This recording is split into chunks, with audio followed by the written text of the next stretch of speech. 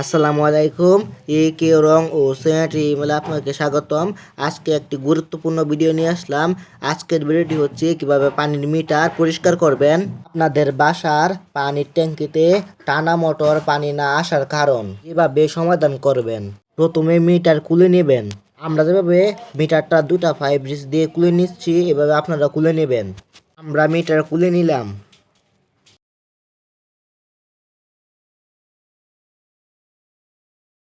দেখেন কি পরিমাণ আয়রন জমা হয়ে আছে। মিটারের ভিতরে একটা নেটের জালি থাকে। স্ক্রুড্রাইভার দিয়ে আমরা জালিটা খুলে নেব।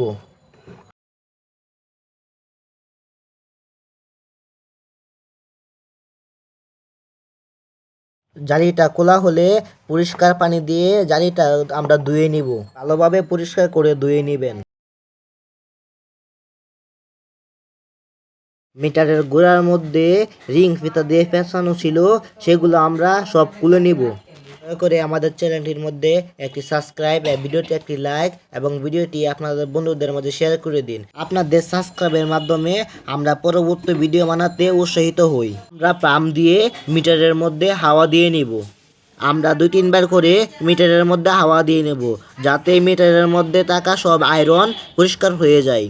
আমরা এক পাশে হাওয়া দিয়েছি, আমরা আবার মিটার খুলে আবার বিপরীত পাশে হাওয়া দিয়ে নেব, যাতে মিটারে থাকা সব আয়রন দূর হয়ে যায় বা পরিষ্কার হয়ে যায়।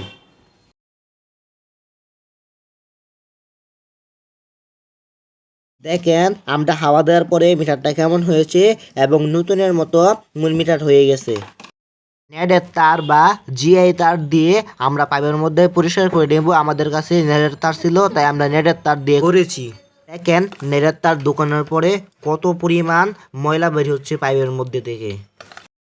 আমরা পাইপের মধ্যে হাওয়া দেওয়ার জন্য আগে একটা টি লাগিয়ে নিয়েছিলাম। টেরার ট্যাপ পেঁচিয়ে মিটারটি আগে যেভাবে ফিটিং করা ছিল এভাবে আমরা ফিটিং করে দেব।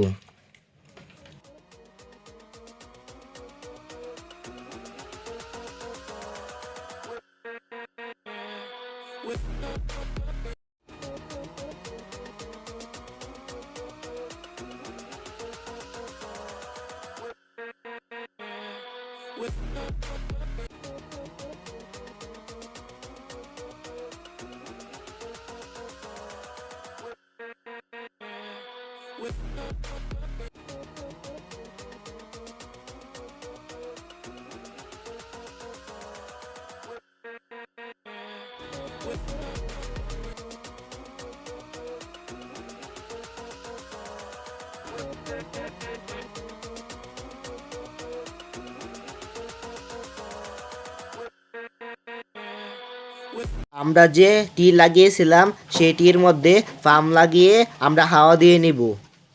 আগের মতো 2-3 বার করে হাওয়া দিয়ে নিব, যাতে ভালো করে পরিষ্কার হয়।